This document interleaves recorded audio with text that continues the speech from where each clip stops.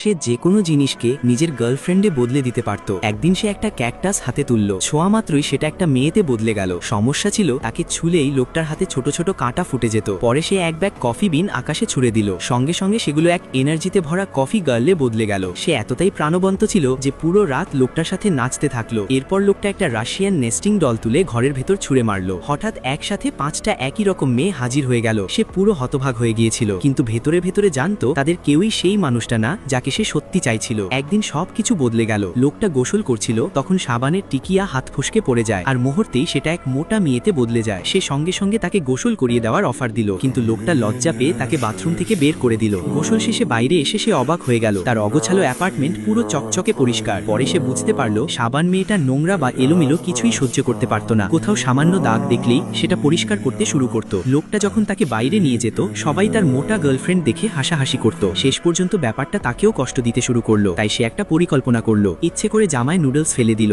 দাগ দেখেই সাবান মেয়েটা তাকে টেনে সরাসরি শাওয়ারে নিয়ে গেল। এরপর লোকটা বাইরে ব্যায়াম করতে যেত আর কাদায় গড়াগড়ি খেয়ে বাসায় ফিরত। স্বাভাবিকভাবেই তাকে আবার গোসল করাতে হতো। সেদিনে 30 বারেরও বেশি গোসল করতে শুরু করলো। অতিরিক্ত ঘষাঘষিতে তার ত্বক লাল হয়ে ফুলে গিয়েছিল, কিন্তু অবশেষে তার প্ল্যান কাজ করলো। যতই সাবান মেয়েটা ব্যবহার হতে লাগলো, তার মোটা শরীর ধীরে ধীরে চিকন আর সুন্দর হয়ে উঠতে লাগলো। তার এই পরিবর্তন দেখে লোকটা সত্যিই তার প্রেমে পড়ে গেল। বাসায় ফিরেও সে আগের মতোই তাকে গোসল করিয়ে দিতে চাইতো, কিন্তু এবার লোকটা অসুস্থ হওয়ার ভান করে তাকে এড়িয়ে যেতে শুরু করলো। তার ভয় ছিল এভাবে চলতে থাকলে একদিন সে পুরোপুরি হারিয়ে যাবে। কিন্তু সাবান মেয়েটা নোংরা বয়ফ্রেন্ড একদম সহ্য করতে পারত না। লোকটা প্রতিদিন তার কাছ থেকে লুকিয়ে থাকতে লাগলো। এতে সে আরো রেগে যেতে শুরু করলো। একদিন সে ঘরে লুকিয়ে রাখা ক্লিনিং সাপ্লাই খুঁজে পেল। সে ভাবলো এখন আর তার দরকার নেই, লোকটা তাকে বদলে ফেলেছে। মন ভেঙে সে কাঁদতে কাঁদতে বাড়ি থেকে বেরিয়ে গেল, কিন্তু বাইরে তখন প্রচন্ড বৃষ্টি হচ্ছিল। লোকটা তার পেছনে দৌড়ালো, সবকিছু বোঝানোর চেষ্টা করছিল, কিন্তু ততক্ষণে অনেক দেরি হয়ে গেছে। বৃষ্টির পানি তার শরীরে পড়ছিল আর সে ধীরে ধীরে গলে যাচ্ছিল।